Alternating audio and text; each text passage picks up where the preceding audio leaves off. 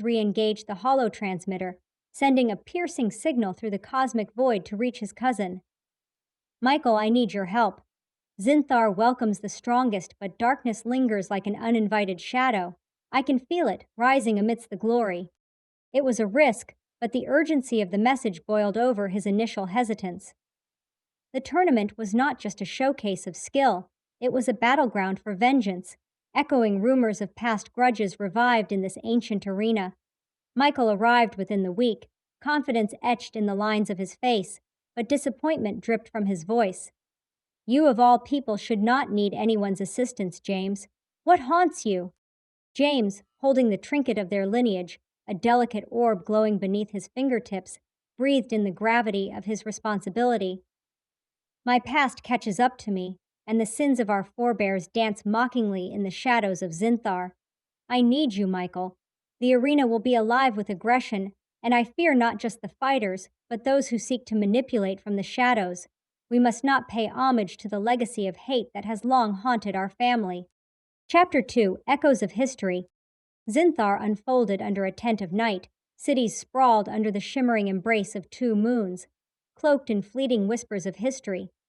Their first steps echoed against the cobblestone paths as James felt the palpable tension hanging in the air. The locals, known for embracing the relentless spirit of combat, formed a tide of earnest and zealous anticipation, their eyes gleaming with battle lust. Yet beneath that excitement stirred a sinister undercurrent. In the days leading up to the tournament, James and Michael immersed themselves in the traditions and remnants of their ancestors. They sought counsel from elders who guarded their family's legacy with old world wisdom. The tales were riddled with courage, but often tangled with tragedy. The Michaels had once been the guardians of Zinthar's balance until they were betrayed by their own, fragmented by their inability to control the power that came so easily to them. We have the gift of manipulation, yet the burden comes with peril. It's a balance we must not disturb, or we may become the curse that weighs upon us, an elder spoke, his voice rasping like dry leaves in a storm. As the tournament drew near, both James and Michael trained rigorously, revisiting the martial arts they had mastered and unearthing new weapons forged from their family's unique control over gravity. They practiced telekinetic strikes, deflecting incoming aggression not with pure skill, but with the unseen threads that connected them to the universe. Chapter 3, Battleground of Souls. The arena eventually materialized before them, a circular coliseum carved into rock, filled to the brim with eager spectators. James felt the air thick with expectation. Remember the stories, cousin, he whispered, more to himself than Michael. That night, they shared their fears and hopes, questioning if they could rise above the cycles of bloodshed that haunted their legacy. As the clamor grew, so did the inner turmoil within James. Each bout was fierce, opponents driven by ambition and old rivalries.